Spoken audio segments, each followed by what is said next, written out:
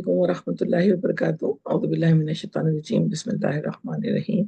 रब्बी ज़िदनी इल्मा। हम कर रहे हैं बात technology, sustainability and modern tools पे। इसमें हम पहुंच चुके हैं sustainability and environmental education. Environment education भी कहा जाता है इसको, फॉर द क्लासरूम। क्योंकि हम इस वक्त बात कर रहे हैं तमाम टीचर्स की, तो इस वजह से हम, वैसे तो ये दोनों चीज़ें हर जगह ही मौजूद हैं, लेकिन हम जब उनको सिखाएंगे अपने क्लासरूम्स में, उसको अप्लाई करेंगे, तो इंशाल्लाह वो बच्चे फ्यूचर में उसी तरह के अच्छे सिटीजन बनेंगे, ग्रीन सिटीजन्स बनेंगे। मैं मिसेस नाहिद अरशद हाशमी, तालीम के प्लेटफॉर्म से लर्निंग टू टीच की सीईओ। हम बात करेंगे सस्टेनेबिलिटी की और एनवायरमेंटल एजुकेशन की। ये अल्हम्दुलिल्लाह ये काम बहुत अरसे से शुरू हुआ हुआ है, लेकिन ये कि उसको जो इस पर बात करते हैं या इसके जो अथॉरिटीज़ हैं, वो खुद इस मामले में सीरियस नहीं है, except for taking funds. I am so sorry for this, लेकिन ऐसा ही है, ये ग्राउंड रियलिटीज़ है। सस्टेनेबिलिटी एंड एनवायरमेंटल एजुकेशन जो है, जब हम क्लासरूम की हम बात करते हैं, तो सस्टेनेबिलिटी क्या है? सस्टेनेबल प्रोफेशनल डेवलपमेंट भी होती है, एसपीडी जो हमारी होती है। तो सस्टेनेबिलिटी जो होती है, इसकी एजुकेशन जो हम दे रहे होते हैं, इसकी तालीम दे रहे होते हैं, इसकी तरबियत दे रहे होते हैं, तो हम स्टूडेंट्स को उसको सिखा रहे होते हैं कि interdependence of environmental, social and economic system, क्योंकि ये all these things are tied together. जब हमारी एनवायरमेंटल प्रॉब्लम्स पे और उस पर हम काबू पाएंगे, तो हमारे सोशली भी हमारे हालात बेहतर होंगे और इकोनॉमिक सिस्टम तो हमारा बेहतर होगा ही होगा। इसमें क्या होता है कि हम लर्नर्स को इक्विप कर रहे होते हैं, उनको सिखा रहे होते हैं, उनको एक्वायर करा रहे होते हैं। किस चीज़ से? Knowledge, skill and values. Knowledge होती है हमारी तमाम चीज़ों पर, खासतौर पर एनवायरमेंटल एजुकेशन पे। फिर स्किल्स हम सिखाते हैं कि what to do and how to do, और वैल्यूज हम सिखाते हैं कि हमारी वैल्यूज इससे क्या होती हैं। और अगर हम इस सस्टेनेबिलिटी की बात करें और एनवायरमेंटल एजुकेशन की बात करें, तो हम कैसे अपने दीन इस्लाम को भूल जाएं, जहां ये है कि आपका दरख्त लगाना सदका है, फलदार दरख्त काटना गुनाह है। जो जानवर, परिंदा, इंसान उससे फायदा उठाएगा, वो सब हमारे लिए सदका है। हत्ता कि जब मैंने ये हदीस पढ़ी तो मुझे तो बहुत ही हैरानी हुई कि क़यामत कायम होने वाली है और तुम्हारे हाथ में एक शाख हो, जिसको तुम्हें कलम हो, जिसको तुम लगाना चाहते हो। कलम कहते हैं, एक लिखने वाला कलम होता है, एक कलम होती है ज़मीन में बोकर हम दरख्त निकालते हैं, अल्लाह के हुक्म से दरख्त निकलता है। तो वो लगा दो, हालांकि पता है कि अब वो क़यामत कायम हो जाएगी तो ज़मीन झाड़ कर बिछा दी जाएगी। तो लेकिन फिर भी कहा है कि उसको यानी आखिरी अमल हमारा जो है वो बेहतरीन हो जाएगा, सबका का हो जाएगा। तो हम वो लोग हैं, उसके बावजूद हमारी ये हालत है कि हम जो है वो दरख्तों के मामले में इतने केयरलेस हुए हुए हैं कि उनको काट काट के और एसफॉल्ट बिछा रहे हैं और सड़कें बना रहे हैं और पुल बना रहे हैं। वो पुल जो शायद कुछ दिनों बाद फिर काट दिए जाए। अभी यहाँ पे तो हमारे यूनिवर्सिटी रोड पे तो सारे ही जो पेडेस्ट्रियन ब्रिजेस थे और वो थे, वो सारे पुल तोड़ दिए हैं। अब ज़ाहिर है कि दो तरफ हो गया। अल्लाह ताला हम पर रहम फरमाए। अल्लाह वाला तुसल्लत अलैना मन ला यरहमुना। तो हम वैल्यूज की जब हम बात करें और जब ये तमाम चीजें हम देंगे, नॉलेज, स्किल, वैल्यूज, तो क्या होगा? इन्फॉर्म्ड डिसीशंस बनेंगे। किस चीज के लिए? कि एनवायरमेंटल जो स्टेवर्डशिप है, सोशल इक्विटी है और इकोनॉमिक वायबिलिटी है, ठीक है, फ्यूचर जनरेशंस के लिए।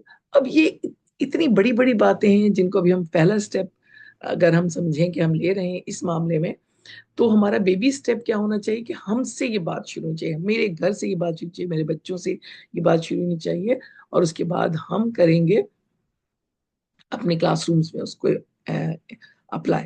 एनवायरमेंटल एजुकेशन में आ जाती हैं हमारी ये तमाम चीज़ें कि स्टूडेंट्स को हम ये सिखाते हैं कि नेचुरल वर्ल्ड जो है वो कितना इंपॉर्टेंट है और इसकी कितनी इंपॉर्टेंस है कि अगर हम इसको प्रोटेक्ट करें। फिर ये कि अवेयरनेस हम उनको देते हैं, हम उनको अंडरस्टैंडिंग देते हैं और सेंस ऑफ रिस्पॉन्सिबिलिटी देते हैं, ताकि वो एनवायरमेंटल प्रोटेक्शन कर सकें, चैलेंजेस को डील कर सकें। एनवायरमेंटल चैलेंजेस हमारी पोल्यूशन है, क्लाइमेट चेंज है और बायोडाइवर्सिटी लॉस है।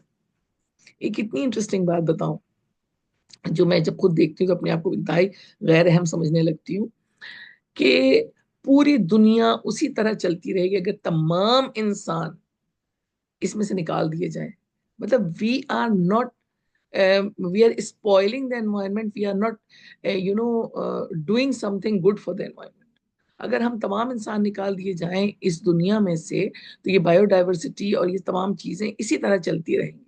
अल्लाह ताला ने इनको अपने साइकिल के साथ पैदा किया है और वो उसी तरह, बल्कि शायद बेहतर चलेंगी। जब इंसान जन्नत से आदम अलैहिस्सलाम नीचे नहीं भेजे गए थे टेस्ट के लिए, तो उस वक्त भी ये पूरी दुनिया इसी तरह चल रही थी। बायोडाइवर्सिटी अल्लाह ताला ने इस तरह बना दी है, इकोसिस्टम्स इस तरह बना दिए हैं कि वो अपने तौर पर चलते हैं अल्लाह के हुक्म से। जब वो चाहेंगे अल्लाह ताला इज़्न देंगे, मशीयत की होगी, तो वो खत्म हो जाएगा। तो क्या अभी भी हम अपने आप को अहम समझेंगे? हम तो सिर्फ एनवायरमेंटल चैलेंजेस में इजाफा कर रहे हैं, बल्कि आजकल बड़ी जबरदस्त इस पे बात हो रही है कि एनिमल्स जहाँ रहते हैं वो ग्रीन और खूबसूरत हरा भरा इलाका होता है, और जहाँ इंसान रहते हैं वहां सिर्फ प्लास्टिक का कचरा होता है। तो ये बड़ी इंपॉर्टेंट चीज है जो हम अपने बच्चों को इस चीज की अवेयरनेस दें, जिस भी लेवल पर हम। एनवायरमेंटल एजुकेशन इतनी ज़रूरी है, इतनी ज़रूरी है, ये हमारा दीन हमें हमेशा से सिखा रहा है, लेकिन हम इस चीज़ को बिल्कुल इस चीज़ का एहसास नहीं कर रहे हैं।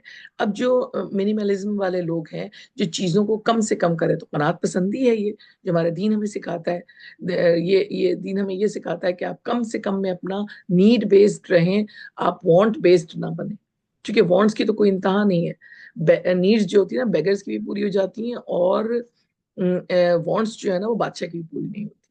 तो ये अवेयरनेस और ये चीजें देना और उनको मिनिमलाइजेशन पे लाना, उनको कनात पसंदी सिखाना, पीसफुल रहना और पीसफुल विद द एनवायरनमेंट रहना, ये सारी चीजें जो है ना अवेयरनेस में आ जाती हैं। ठीक है, अवेयरनेस हम करवाते हैं, और ये बड़ा मजे का लगा था मुझे कि ये जो है ना रिसाइकलिंग का साइन है। और एटीट्यूड हमारा क्या है उस तरफ, और एक्शन हम क्या लेते हैं। देखिए, actions speak louder than words. हम जब काम करते हैं तो पता चलता है। बाज मुल्क ममालिक ऐसे हैं कि जहाँ के आपको अपनी बैल्कनी ग्रीन रखनी होती है, जहाँ आपको अपने घर में एक दरख्त लगाना जरूरी होता है, और हम तो ऐसे लोग हुए हुए हैं कि हम दरख्त काट देते हैं, तोड़ देते हैं, खराब कर देते हैं। और आपको पता है कि जब केयर आप करते हैं दरख्तों की, तो दरख्त बहुत अच्छे तेजी से फलते फूलते हैं। जापान में इस पर एक टेस्ट भी हुआ है, और किंग सोलोमन नहीं सोलोमन आइलैंड जो है वहां पर ये एक्शन लिया जाता है। अवेयरनेस से क्या आता है, नॉलेज आती है, स्किल आती है।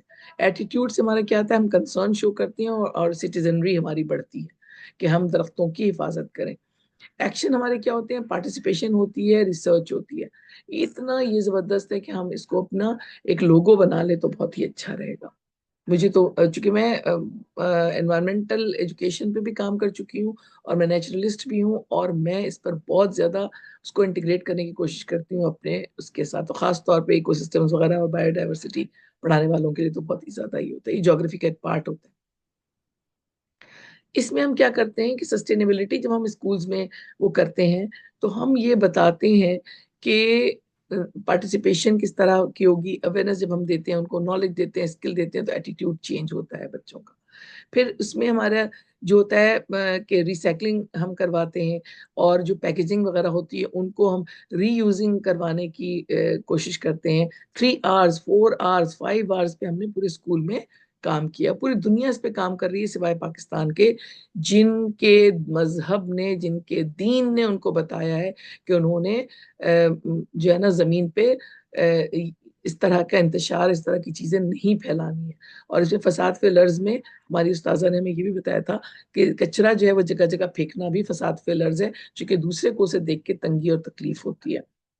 जब हम सस्टेनेबिलिटी की वो करते हैं, तो सस्टेनेबल फ्यूचर हमारा किस तरह बनेगा, वही बात आ जाती है, नॉलेज, स्किल, वैल्यूज, एटीट्यूड।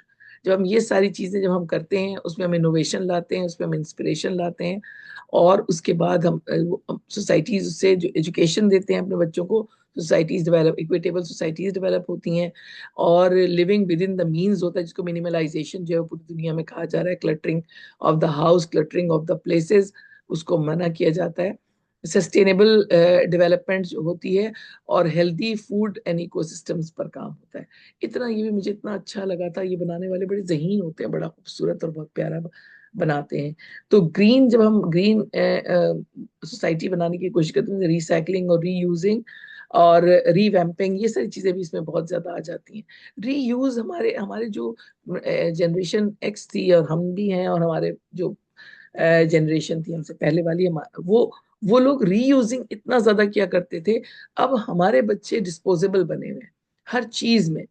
तो हमें उनको ये सिखाना है कि डिस्पोजेबल आइटम्स को कम किया जाए। और हत्ता कि हमारी वालदा तो जो टिन आता था घी का, उस जमाने में घी और ऑयल टिन में आया करता था, टिन जो आता था या दूध भी टिन में आया करता था, उसको दूसरे कामों के लिए इस्तेमाल किया करती थी।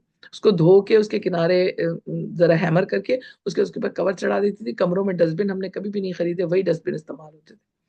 स्कूल के लिए भी बना के दे देती थी कि ये लेके चले जाओ। Okay, reusing was the most important thing, जिसकी वजह से कोई पैसा पाई खर्च नहीं होता था और बहुत सारी चीजें बन जाती थी। जैम बॉटल्स को धोकर और इस्तेमाल कर लिया जाता था कि उसमें मुख्तलिफ किस्म के मसाले और चीजें रख ली जाती थी। किचन में ये जो नए नए तरह के प्लास्टिक के हैं, और ये प्लास्टिक जो है ना, इसने हमारी जिंदगियां काफी मुश्किल की हुई है। Clogging of drain, clogging of so many things. और अब तो मैंने देखा कि समंदर में जाने की वजह से फिश के अंदर भी वो ये जो है ना, ये प्लास्टिक की चीजें आ जाती हैं, कहीं ना कहीं कुछ ना कुछ उसमें माइक्रोब्स आ जाते हैं। जब हम आगे बढ़ते हैं हम देखते हैं कि एजुकेशन अगर हम सस्टेनेबिलिटी की दे रहे हैं, जरा हम एनवायरनमेंट की जब देते हैं, तो उस पर जब हम सोल्यूशन पे जाते हैं, इन्फॉर्म डिसीजन लेते हैं, तो सस्टेनेबिलिटी बन जाता है। सस्टेनेबिलिटी होती है हम एजुकेशन की पेडागोजी हम वो करते हैं। और जब हम ये तमाम चीजें सीख लेते हैं बच्चे, और ये हमारी क्लासरूम्स में हमारी एप्लीकेशन, और अल्हम्दुलिल्लाह अदारे कर रहे हैं इस चीज के ऊपर। लेकिन एक हफ्ता या एक दिन या एनवायरमेंटल डे बना लेने से नहीं होता, या एनवायरमेंटल वीक बना लेने से, ये डे इन डे आउट का काम होता है। तब हमारा बिहेवियर चेंज होता है और हम उन चीजों को, और ये बड़ा अच्छा वो हुआ है कि हम 3 आवर्स 4 आवर्स 5 आवर्स जो है वो करवाया करते थे। इस पे तो पूरी पूरी जो है ना ग्रीन पीस और इस तरह के लोग जो है उनके साथ मैंने किया हुआ है प्रोग्राम और प्रोजेक्ट्स, जिसको प्रोजेक्ट बेस्ड लर्निंग कहते हैं। अपने बच्चों को भी करवाया हुआ है, जो इंटरनेशनली बहुत अच्छा काम कर रहे हैं। अल्लाह करे कि हमारे वहाँ भी ये सिर्फ लिप सर्विस ना हो, जो हमारे हुक्मरान है कि वो सिर्फ इस मामले में कि जी एनवायरनमेंट ऐसा, एनवायरनमेंट ऐसा, खुद गर्मी में एसी चला के 3 पीस सूट पहन के बैठे रहते हैं। वो फिर क्या क्या बिहेवियर चेंज है, क्या जो है ना आपने चेंज लाया, या आपके एटीट्यूड में क्या तब्दीली आई। आप बैठ के सिर्फ इसको लिप सर्विस ही कहा जाएगा ना, कि आप सख्त गर्मी में 3 पीस सूट पहन के एसी के सामने बैठे हैं, पीछे चिलर नजर आ रहा होता है हमें। तो हम किस तरह ये यकीन करें कि आप वाकई दिल में दर्द रखते हैं इस चीज का। तो हम असातिज़ा का काम ये है, हम स्कूल वालों का काम ये है कि बच्चों में ये दर्दमंदी पैदा करें। Don't look at these people, those who are not doing anything, their attitude and behaviour is not changing. हम बात करें कि हमारा हमारा क्या है, किसी ने अपना अपना जवाब देना है। और खास तौर पे दरख्तों के मामले में तो हम सब ने जवाब देना है। ग्रीनरी के मामले में हम सब ने जवाब देना है। और ये हमारी आसानी के लिए, हमारे अच्छाई के लिए है। इन चीजों से जो है किसी और को फर्क नहीं पड़ेगा, हमारे अपने घर, अपने सोसाइटी, अपने माहौल पे फर्क पड़ेगा। फिर ये कि इंट्रिंसिक हमारी जो है ना वैल्यूज होनी चाहिए, पॉजिटिव वैल्यूज होनी चाहिए, जो कि हमारी एथिकल इंटेलिजेंस से आएगी। सस्टेनेबिलिटी जो होती है वो माइंडसेट और स्किल्स के साथ डेवलप होती है। सस्टेनेबल बिहेवियर और एक्शन आते हैं, तब सस्टेनेबल कल्चर बनता है। ये भी बहुत मजे का है। अल्लाह ताला ने बड़ी आसानी से मुझे ये चीजें, जो इतनी इंटरेस्टिंग चीजें हैं, वो जो है सामने मेरे आ गई। क्योंकि शायद दुआ पढ़ के मैं बैठती हूँ, तो इसकी वजह से ये काम हो जाता है। अब हम बात करेंगे, बहुत उसकी बात, उस पर बात हो गई कि ये है क्या और क्यों, और हम कैसे, अब आएंगे कैसे करें, हाउ टू डू इट, कैसे हम इनकॉर्पोरेट करें इन चीजों को अपनी क्लासेस में। तो ways to incorporate sustainability and environmental education in the classroom, इसमें बहुत जरूरी हो जाएगा हमारे लिए कि हम इसको इंटीग्रेट करें अक्रॉस द सब्जेक्ट, कि तमाम सब्जेक्ट्स में इसको हम इंटीग्रेट करें।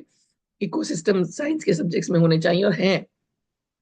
इकोसिस्टम्स हैं, क्लाइमेट चेंज है, रिन्यूएबल एनर्जी है, और कंजर्वेशन है।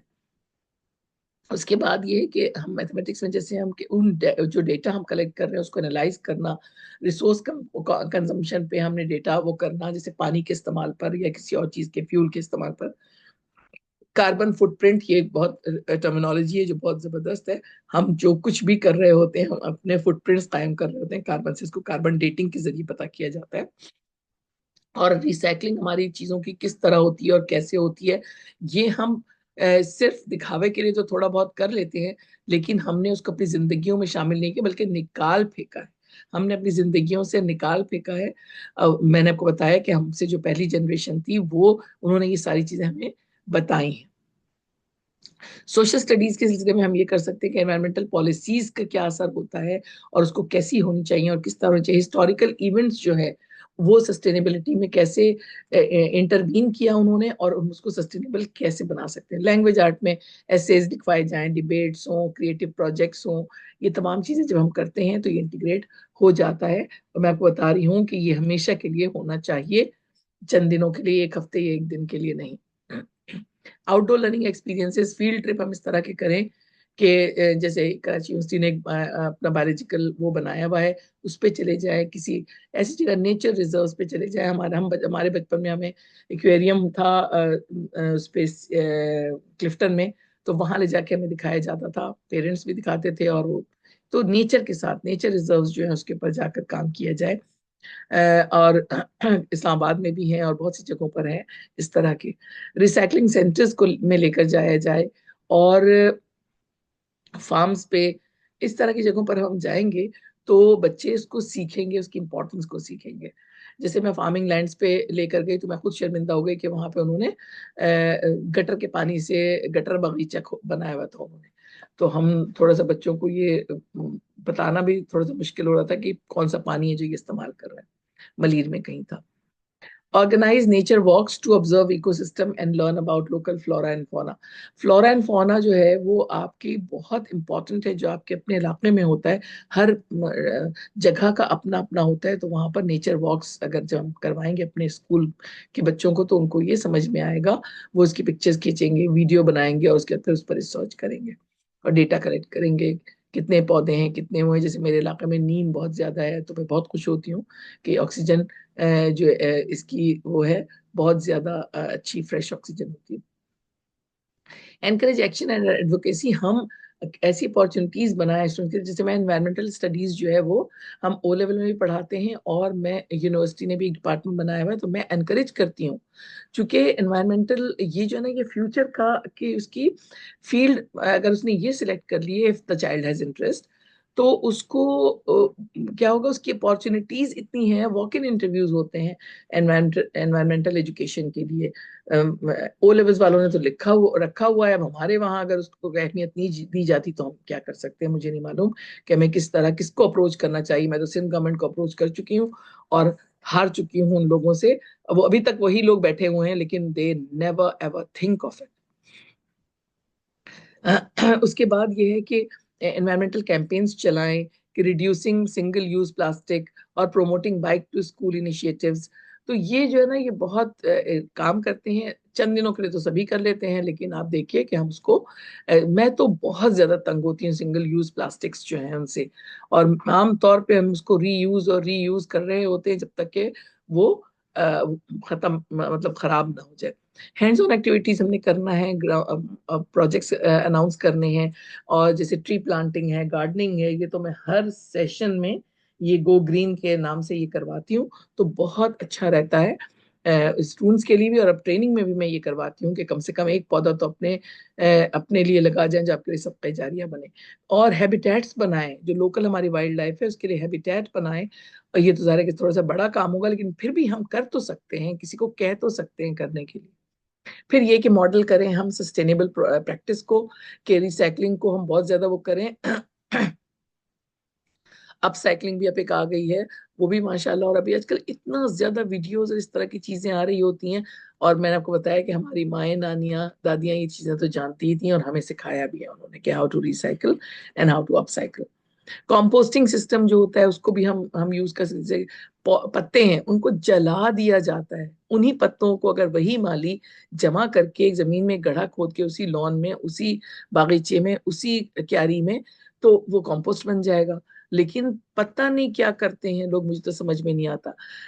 उसके बाद जो कई तरह के बाल जो हैं वो बार्बर शॉप या इस पर से कलेक्ट करके अगर जमीन के अंदर दबा दिए जाएं, और दबाना चाहिए, वो बहुत जरूरी काम है, तो दबा दिए जाएं तो वो बेहतरीन नाइट्रोजन का वो होते हैं। मैंने तो इस पर बहुत काम किया हुआ, तो इसलिए ये सारे काम जो है वो अल्हम्दुलिल्लाह बच्चों से अपने और अपने स्टाफ से करवाए हुए हैं। उनको अवेयरनेस दी हुई है। एनर्जी एफिशिएंट लाइटिंग हो जिसमें कि एनर्जी सेव होती हो, ये तो अल्हम्दुलिल्लाह हमें बिजली के बिलों ने वहां तक पहुंचा दिया है। लेकिन इसमें सब में सवाब की नियत कर लें तो अल्हम्दुलिल्लाह, और कि मैं ये एनर्जी सेव कर रही हूँ अपने किसी बहन या भाई, मुसलमान बहन या भाई या कोई भी इंसान के लिए मैं सेव करें। पेपर यूज का रिड्यूस करना, इस पे तो मैंने काम किया था अपने डिट्रिक्ट में कि पेपरलेस ऑफिस, तो इस पे बड़ा मजा आया था, बहुत अच्छा प्रोजेक्ट रहा था मेरा, इंटरनेशनल प्रोजेक्ट था पेपरलेस ऑफिस। और ये 2011-12 की बात हो रही है, तो उस वक्त तो बहुत ही ज्यादा मेरा मजाक भी उड़ा था, लेकिन बहरहाल अल्हम्दुलिल्लाह फ्यूचरिस्टिक अप्रोच थी तो ये काम किया था। हर लिफाफे को मैं 2 दफा इस्तेमाल करती हूँ और करवाती हूँ, और हर पेज को उसका पिछला हिस्सा, अगर एक प्रिंट प्रिंट आया है तो उसका पिछला हिस्सा जब वो यूज हो गया, पिछले हिस्से पर बच्चों से ड्राइंग या इस तरह की चीजों के लिए वो संभाल के रखती हूँ, उनकी नोटबुक बना देती हूँ कि इसके अंदर इसके ऊपर काम करो। इससे ये सिर्फ सवाब हासिल करने की नीयत से हमें करना चाहिए। ये काम तो अंग्रेज भी कर रहा है और उसको उसका फायदा भी हो रहा है। अच्छा, डिजिटल असाइनमेंट्स जो है वो उसको किया जाए। अभी तो अल्हम्दुलिल्लाह हम लोग सारे, मैं ट्रेनिंग्स देती हूँ तो उसमें हम सारी चीजें, कोई चीज हम पेपर पे नहीं करवाते, हम सारे डिजिटल असाइनमेंट्स गूगल क्लासरूम में लेते हैं, ताकि कम से कम जो है वो हमारे फुटप्रिंट, कार्बन फुटप्रिंट जो है वो कम हो जाए। इको फ्रेंडली क्लास पॉलिसीज बनानी चाहिए कि स्टूडेंट्स जो है वो रीयूजेबल वाटर बॉटल्स लाएं और लंच कंटेनर्स अपना लाएं। तो ये अल्हम्दुलिल्लाह हमारे स्कूलों में अभी भी हो रहा है कि हम वही बोतलें इस्तेमाल करते हैं जो रोजाना की बुनियाद पर, जब तक कि वो खराब ना हो जाए या कोई मसला ना आ जाए। फिर एक लाइट ऑफ पॉलिसी हो। मैंने तो एनर्जी पेट्रोल बनाया हुआ था, जिसमें स्क्वाड था, जिसमें वो एक पानी के नलों को चेक करता था ब्रेक में जाकर, एक जो है वो ब्रेक में जाकर चेक करता था लाइट्स कहीं वो नहीं है। और हमने स्टिकर्स बनाए हुए थे कि अगर किसी की लाइट ऑन होगी कमरे की, वो अच्छा, प्रिंसिपल तक को वो कमरे में जाकर देख सकते थे, क्योंकि वो तो ज़ाहिर है कि होते हैं, पीएन देख रहे होते हैं, लेकिन ये कि वो जाकर देख सकते थे कि लाइट ऑन ऑफ ऑफ है या नहीं है और वो मौजूद है या नहीं। तो इन चीज़ों के लिए ये इससे बड़ा ज़बरदस्त होता है लाइट ऑफ पॉलिसी जो होती है, जब रूम इस्तेमाल में नहीं है तो किसी की भी जगह वो ये स्टिकर लगाया जा सकता है, oops your light is on, तो उसको बंद करके जाते थे। तो ये चीजें हम इको फ्रेंडली, जब हम अपने स्कूल में, अपनी क्लास में ये चीजें बना रहे होते हैं, तो मैंने ये लगाया हुआ था कि the last child has to switch off the fan and light and close the door. तो इससे क्या फायदा होता था कि लास्ट चाइल्ड, हर कोई पहले निकलने की कोशिश करता था ताकि उसको ये वो ना करना पड़े। फिर मैंने जब उनको सवाब का बताया तो फिर वो बहुत आसानी से करने लगे। आप लोगों को इसलिए टिप्स एंड ट्रिक्स दे देती हूँ कि मैं एक्सपीरियंसड हूँ, तो इस वजह से ये चीजें शायद किसी के लिए नहीं हो सकता है आप भी करते रहे हो और कर रहे हो, मुझे नहीं मालूम। मैं तो ये आप लोगों को इसलिए शेयर करती हूँ टिप्स एंड ट्रिक्स के, इस तरह बहुत आसानी से क्लास पॉलिसी बनाई जा सकती है, स्कूल पॉलिसी बनाई जा सकती है। इनकॉर्पोरेट एथिक्स एंड वैल्यूज, ये तो हमारी हर दफा ही होनी चाहिए। एथिक्स एंड वैल्यूज तो हर चीज में होती है, हर किसी के पास होती है। फिर एनवायरमेंटल अवेयरनेस डेज जो है ना, वो सिर्फ एक नहीं, डेज हम इसलिए कह रहे हैं कि अर्थ डे है, वर्ल्ड एनवायरनमेंट डे है, मैं तो वाटर डे भी मनाती थी। तो ये सारी चीजें जो है ना, थीम्ड एक्टिविटीज के साथ और इन सब के साथ हम काम करते हैं। एथिक्स और वैल्यूज को हमने बहुत ज्यादा मॉरल रिस्पॉन्सिबिलिटीज देनी है अपने स्टूडेंट्स पे, के एनवायरनमेंट को प्रोटेक्ट कर सकें। फिर कल्चरल और इंडिजिनस पर्सपेक्टिव उनका सस्टेनेबिलिटी का डेवलप करना है। अगर हमने ये तमाम चीज़ें किसी न किसी हद तक अपनी कसब के मुताबिक, अपनी स्ट्राइव एंड स्ट्रगल के मुताबिक कर ली, तो इंशाल्लाह वो हमारे लिए सबका जारिया बनेंगी, क्योंकि हम कहीं ना कहीं इक्विटेबल सोसाइटी डेवलप करने की कोशिश कर रहे हैं, कहीं ना कहीं हम अपने अर्थ को सेव करने की कोशिश करें। इस सिलसिले में अगर आप पोस्टर्स या वो करवाएं, पोस्टर कंपटीशन या पोस्टर मेकिंग करवा लें या कोई इस तरह की चीज करवा लें, डिजिटल पोस्टर्स बनवा लें, और तो इस तरह की अवेयरनेस जो है बहुत ज्यादा, जब वो सर्च करते हैं बच्चे तो, और उनको दे दें लिंक्स, वो वाले वो वेबसाइट्स सर्च करके दे दें जिस पर वो सर्च करें और उसके काम करें, तो उनकी खुद की अवेयरनेस बहुत ज्यादा बढ़ती है और सेल्फ बेस्ड होती है, वो खुद इंटरेस्ट से काम कर रहे होते हैं। अगर हम ये एम्बेड कर लें अपने उसमें, करिकुलम में, अपने क्लास पॉलिसीज में, स्कूल पॉलिसीज में, तो यकीनन हम बहुत फायदा उठाएंगे इसका, इसको इस सब्जेक्ट के साथ इंटीग्रेट कर लें। सस्टेनेबिलिटी और एनवायरमेंटल एजुकेशन जो है वो हमने अगर कर लिया एम्बेड, तो क्या होगा, हर क्लासरूम एक्टिविटीज में इन चीज़ों को शामिल करेंगे तो बच्चे इंस्पायर्ड होंगे, इन्फॉर्म्ड होंगे और रिस्पॉन्सिबल बनेंगे और प्रोएक्टिवली काम करेंगे अपने प्लानट के लिए। ये हमारे लिए इतने इंपॉर्टेंट फैक्टर है, और ये तो इससे तो मेरा दिल बड़ा खुश होता है जब हम इस पे बात करते हैं, क्योंकि ये चीजें जो है जंगल जिस तेजी से काटे जा रहे हैं, जो ग्रीन एरियाज खत्म किए जा रहे हैं, मुझे तो अर्बन जो वो लोग जो छत पे वो लगाते हैं, एक पाशा साहब यहाँ पे वो बहुत अच्छा काम करते हैं, तो हम लोग बहुत प्रमोट करते हैं और एडवोकेट करते हैं उस चीज के लिए। और बहुत ज़रूरी है ये करना। और इसमें सिर्फ हमारी ट्री ग्रोइंग या प्लांटेशन नहीं आती, इसमें ये सारी चीज़ें आती हैं जो हमने आज डिस्कस की। जज़ाकल्लाहु खैरन कसीरा। और सुभान अल्लाहि व बिहम्दिही सुभानक अल्लाहुम्मा व बिहम्दिका अशहदु अन ला इलाहा इल्ला अंता अस्तगफिरुका व अतूबु इलैक। Thank you so much for being with us. अस्सलामु अलैकुम व रहमतुल्लाहि व बरकातहू।